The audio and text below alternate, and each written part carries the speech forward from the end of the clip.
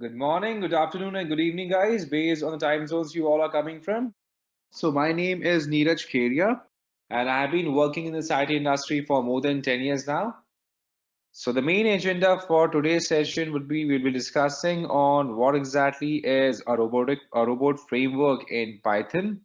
Then we'll be discussing on standard libraries available inside it. What are the built-in tools? What are the test cases? The keywords, the variables, and organizing test cases. And again, we'll be looking at a small use case for robot framework using the Selenium library in Python. Now, first of all, let's get started on discussion on what exactly is robot framework in Python. Now, first of all, if we talk about the robotic process automation, and just like we have robotic process automation, right? Now, when we talk about robotic process automation, again here, in terms of the entire robot framework available in Python, we have acceptance. We can do acceptance testing. We can do the entire robotic process automation as well. We can perform the entire robotic process automation as well as a part of the entire automation. Now, when we talk about robotic process automation, if we have some iterative task here, suppose if we have some task that needs to be performed on a daily basis, right? Then we can do that easily as a part of the entire robotic process automation. Suppose if you want to scrap some kind of content available from any document or any website, we want to perform the same repetitive task again and again, right? Again, these things can automatically be processed by using multiple RPA techniques, right? Multiple RPA techniques, right? And this itself is called as robotic process automation, right? And again, if you want to perform multiple acceptance testing as well, again, we can easily perform that step by step, right? Now, if we have to see, and that exactly is the main component available and offered under Python itself, right? Now, if we have to start our discussion on the entire framework architecture, then in terms of framework architecture, first of all, we have the test data, right? Then we can use the robot frameworks.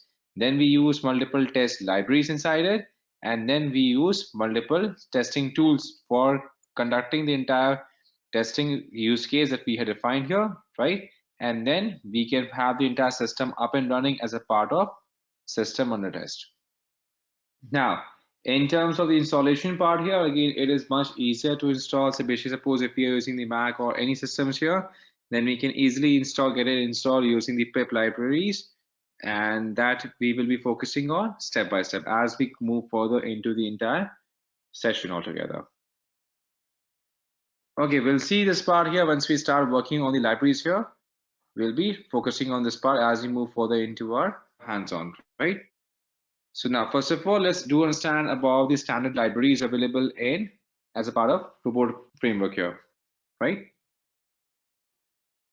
First of all, in terms of the standard libraries available, we have libraries like we have Builtin, which contains the basic standards and basic syntaxes, which is already available as a part of the library in Python, right? And once we start our discussion on the test cases, we'll be seeing this part in a much more detailed manner. Then in these are we can say these are the standard libraries available called as Builtin, and we have collections, datetime, dialogues, and then we have operating system as a part of default libraries available inside standard libraries, right? And then we have process, remote, screenshot, string, and telnet. Now these all are the standard libraries available. Now, why we use these, where to use these, that will be focusing on as we start our discussion, as we start our hands-on on top of working on robot frameworks in Python here, right? But again, in terms of the entire lesson, these all are the standard libraries available as a part of robot framework in Python, right? In terms of built-in tools, we have multiple tools available starting from testdoc, then we have report, then we have TD, LiveDoc. These are the standard built-in tools available inside the robot frameworks here, right?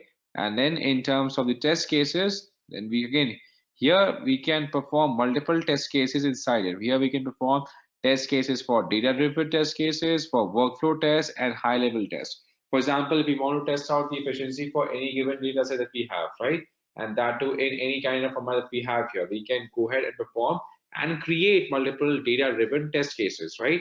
Suppose if we are trying to simply judge the efficiency of a system based on the data on which it can process, right? Then we can create multiple data-driven tests, right? So again, how effective one solution is. Then we, based on the different inputs of data, based on different frequency of data coming in, then we can create data-driven tests for that, right? Then we have workflow tests. So workflow is basically we want to test out the complete efficiency or different stages of any given application, right? If we have multiple stages of application, then we can go ahead and complete those, right? And then in terms of high level tests, now when we talk about workflow, suppose if there are 10 different process involved in any application, right? In any use cases, then again how the exact workflow will be processed, and again in case there are some issues with any given workflows, then we can define the workflow test for that. We can define the workflow test for that. Now, next is we have multiple keywords that we can focus on. So now, first of all, we have library keywords, right? Now, these are considered to be the lowest level keywords that are defined in standard libraries, right? That can be implemented using programming languages like we have Python, Java, right? So again, for example, suppose here we have multiple keywords that are common in Python, Java. Then we can go ahead and and again, these are all a part of library keywords. And user keywords, again, these are user generated keywords, right? Again, that is a USP of robot framework, that we can create our custom high level keywords in order to start working on top of Python itself, right? And again, in terms of, suppose if we want to focus on the keywords, right? Suppose if we have multiple library keywords available in Python. For example, we have true, and, assert, break, definition, else, except. We have global, we have import, we have raise, right? So again, these are the global set of keywords that is available as a part of library keywords in Python, right? Again, if you want to customize this, again, we can simply go ahead and do that as a part of robot frameworks here. Now, next is we have the concept of variables. Now, for example, if when we are declaring variables here, now in here, suppose we are declaring variables for username, password, new password, database files, again, password for invalid length here, right? So again, these things can be defined as a part of defining variables, right? Right, that means that's how we can define variables, whatever we are trying to use into application, right? And again, in terms of using the variables, again, here we can create multiple test cases. For example, here we can, now the user status is stored in database, right? So here we can define, create a valid user, username and password, right? Should contain username and password inactive. Again, it should be logged in. So for logging, again, we require username and password here, right? And database should contain user and password to make it active, right? Now here we can define the keywords that we have discussed so far. That we have multiple database should contain arguments, username, password, status. Then only the user will be granted the access to the application, right? That means again that's what we have discussed here. That means database get file. So again this should contain again database and username, password, and the status. Then only the things will be, and then only any particular login being initiated for that particular user will be granted, for the access will be granted as a part of robot framework in Python. In terms of organizing test cases, suppose if we want a specific keyword, right? We want a specific keyword in a test to be executed before and again before and after, right? Then again we can use the test setup and test teardown settings in the settings table, right? We can also use suit setup and suit teardown to execute keywords before or in a different test suite as well, right? And in terms of using the tags, again the robot framework allows us to add tags to give the test cases free metadata in it, right? Again, these tags can also be added via force tags, or we have default tags that can be, now force tags are again implemented. It can override any given default tag for any given file altogether. And now let's understand the robot framework Selenium libraries. So Selenium is one of the most popular testing tool available. Like we have the test now in terms of providing performing testing. then we can use multiple tools. Like we have JUnit, we have Selenium, we have multiple tools available out there, right? And Selenium is one of the most popular tool for testing multiple web applications, right? Suppose if you are trying to test multiple web applications, then we can go ahead with Selenium. We can create a testing script for it. And then again, the same testing script can be applied in the real world scenario to perform the entire testing in the real world scenario as a part of Selenium, right? So Selenium, that's why, again, in terms of the entire, in context of the entire DevOps cycle and strategies, Selenium is the most popular tool in DevOps as well for the testing purposes. So in case we are looking for any use cases or any test cases for any kind of web applications, be it for Chrome, Safari, and Firefox, again, we can test that out easily using Selenium, right? And that's why we have now Selenium can be installed, can be worked on as a library as well as a part of Python, where we can simply start writing a sample Selenium test script. We can attach that test script to our code, and based on the script that we have performed, it will carry out the functions, and then it will simply track the performance and help us in making the evaluation. And in terms of the Selenium library in robot framework, then again, this is again a library that uses all the Selenium tools internally, right? And the installation works like any other library. So we can simply use a pip install command to install the Selenium library for it, right? And just like we have multiple drivers, right? So again, we need to install relevant drivers for the operating system and the browsers to work in the test. For example, if you want to run tests on top of Chrome browser, then we have to install the Chrome web driver, right? If you want to install, if you want to run the testing on top of Safari, then we have to install Safari web driver for it as a part of Selenium system, right? And again, once we have the web drivers installed up and running, then only the Selenium testing can be executed as a part of the prerequisite for running Selenium here. As a prerequisite for running Selenium. All right, so that's what we have discussed on the concepts of the robots framework on how exactly the entire framework and the architecture looks like on the higher level. So now as a part of our entire hands-on here, we'll be using the IDE as PieCharm. So PieCharm is one of the most popular IDEs that we can use to get started. So PieCharm is available for both for the paid version and as well as for a free trial as well, for a free version as well, right? Now, in case you want to get started on working on PieCharm, there are two versions available here. We can go ahead and install the community version in case we are looking to develop only on the core Python environment, or if we want to integrate this with multiple other technologies like we want to integrate this with HTML, JS, SQL, and multiple other formats, then we have to use the professional version, right? And professional is also available on a trial basis for 1 complete month, and community is available for free for lifetime, right? And again, this is available for all three platforms, be it Windows, Mac, or Linux distributions. So we can open this link up, and then based on our system, we can go ahead and download this ID for us in case we don't have the ID up and running. Now, once we have downloaded and set the PieCharm here, we can open it up. So we have just now restarted our PieCharm here because of some installation that we have done earlier, and for that reason itself, we needed to restart it.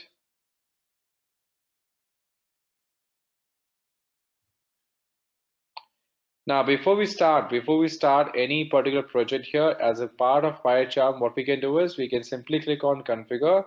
Here we can go to Preferences, and then under Preferences we have to locate something as Project Interpreter, right? So under Preferences we can open it up a section called as Project Interpreter, and under Project Interpreter here we can choose different versions of the entire operating system. So as you can see, this list contains all the predefined libraries that we have already installed and we are using here, right? So these all are the default libraries being installed and used here. And again, if you want to join, again, if you want to get started on defining policies here, let's do one thing. Now, in order to install new plugins here, new particular components here, we can simply click on this option which says Add. So we can click on Add here, and in here we can see the list of all the plugins available for Python. And in here we want to, if you want to search for any given algorithm or suppose any given particular component here, we can search for it. For example, if you're looking for something as robot framework, we can simply type in robot here, and again all the libraries available, or we can say nearby to robot framework here, right? Again, these all have been showcased. And now if we want to install any given package here, we can simply choose the package and then we can simply click on install now. And this will install the given package for us. Once we click on install here, this may take a couple of seconds for this one to be installed properly.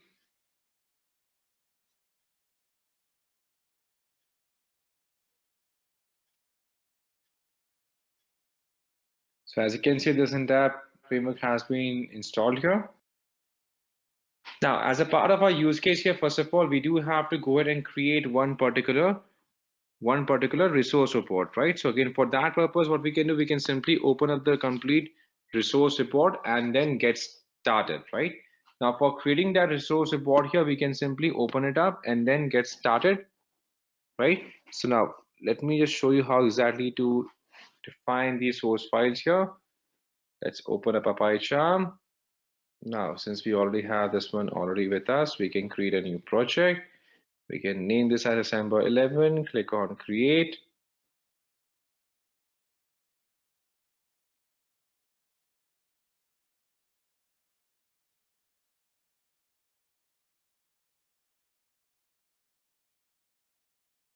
Now, whenever we install any particular framework here, all the dependencies for it will be also installed step by step. So we have pip, we have wheel, pip, and again the entire all the dependencies are already getting installed here. So now once we have, as you can see now here we have the entire setup already done with us, right? So now let's do one thing. Let's create one particular login test. Let's create one folder here. So here we can create login test. Now under login test here, we can create multiple.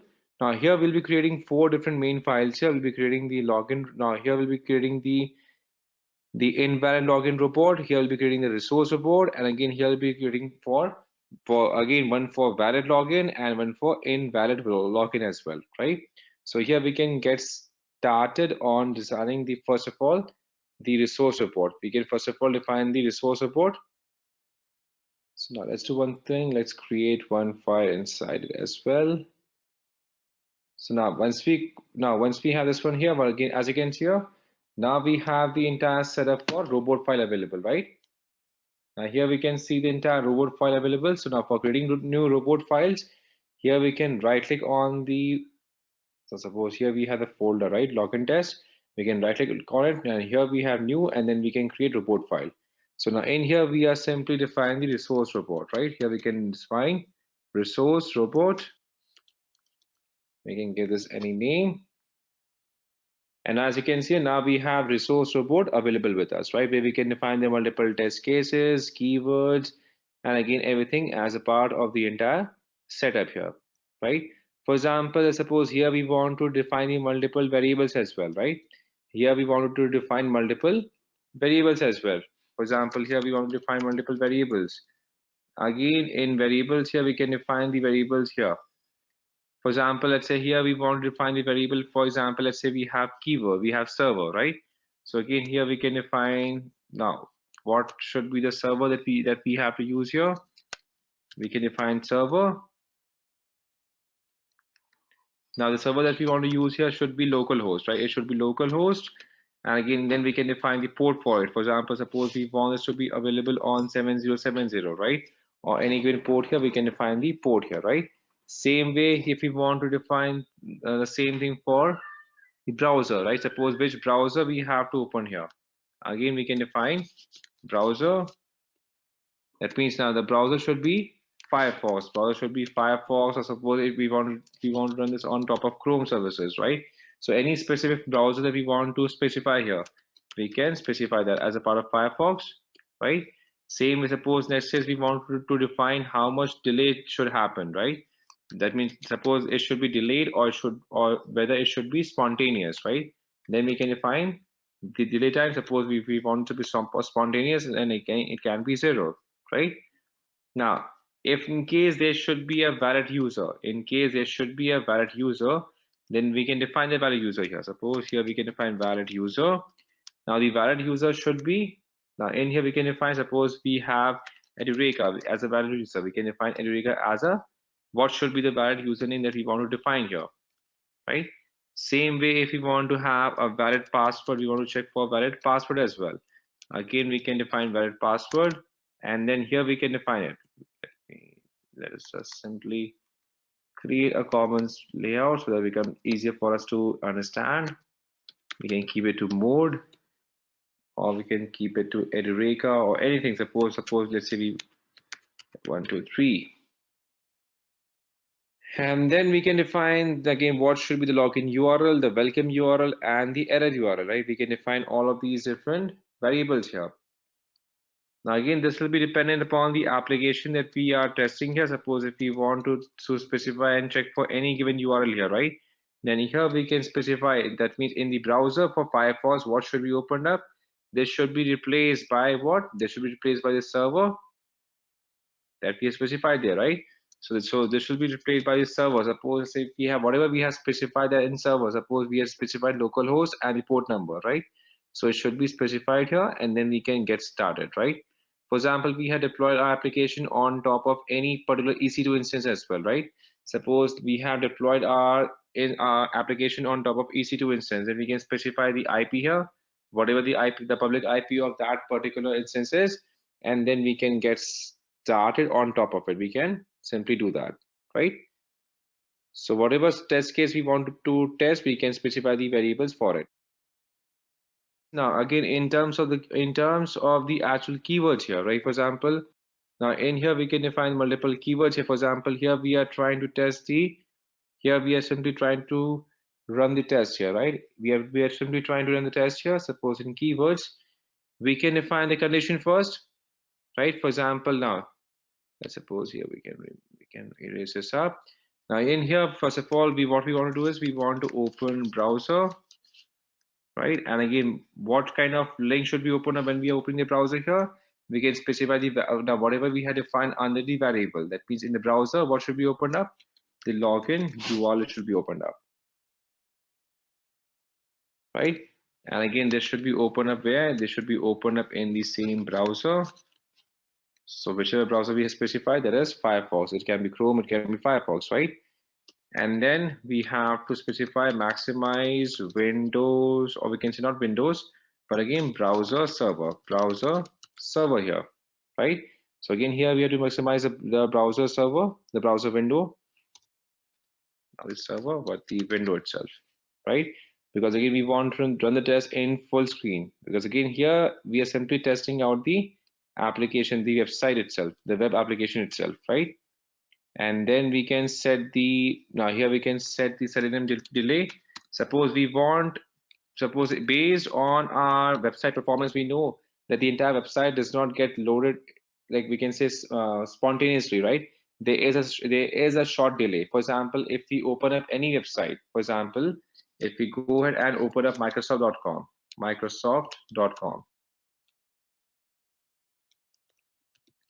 now, if we know that Microsoft.com does not open spontaneously here, there are multiple steps involved here, or it does take almost 10 to 15 seconds in order to be loaded completely, right? Then we can specify the delay time here. Then we can specify how much time we want to delay this up. All right. So now let's go back to our Selenium test here. Again, we want to delay this up here. So now again, suppose we have Selenium speed, right?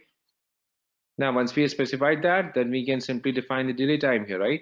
So whatever we had defined in delay, suppose again, this will be automatically carried forward. So here we can define this as delay.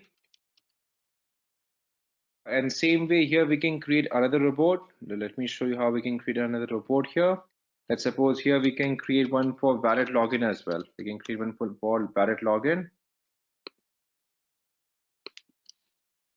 Okay, this is not getting typed in. Just a moment. Yeah. So here we can create one for valid login as well, right?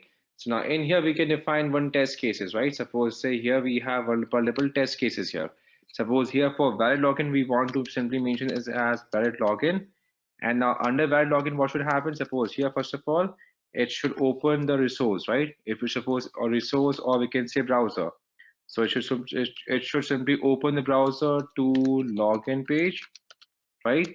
And then in here, the input, suppose there are two input boxes here. Suppose here we have to input username, right?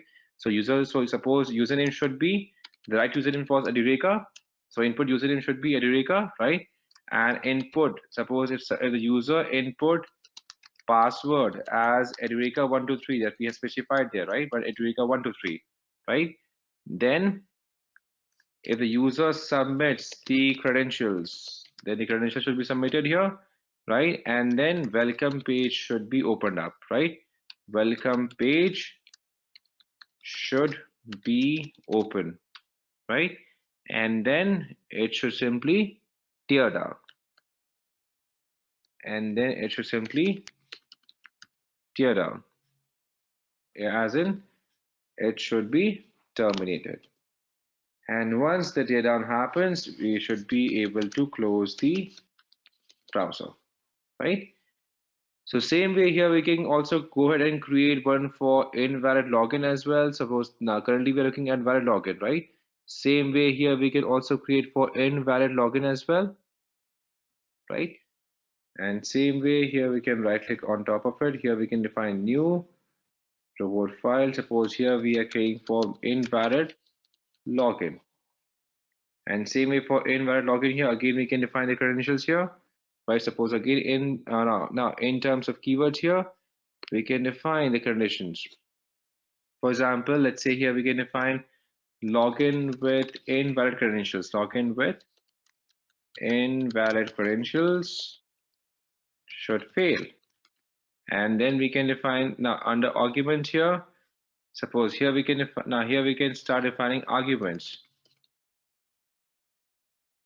Now under arguments we have to pass both the values here for username, right? So again this will be what? The same username that we have specified as a test case here. So here we have to pass username, and as well as we also have to pass this on as a password value as well, whatever the user will be entering, right? And then we can specify this as the input username. The input username should be the username that we have entered, the username that they have entered here. And again, what should be the password that should be executed? Again, it should be the same password value. And then submit credentials. They have to click on submit button in case there is a submit button available. And then if it is incorrect, again login should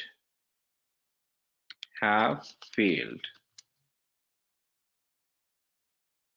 right? And again then we can specify if login should have been failed here. Suppose if login should have failed, then we can specify that what should be the location should be, right? So here we can define location should be. Now here we can define the error URL that we have specified earlier, right? So here it can be error URL. That means again in case of error, what page should be opened up, right? And then we can define title, right? What should be the title should be, and then we can give the simple error page for that, right?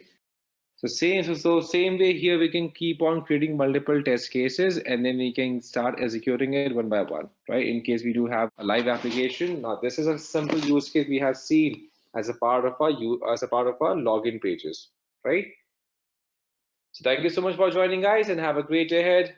Take care. Bye bye.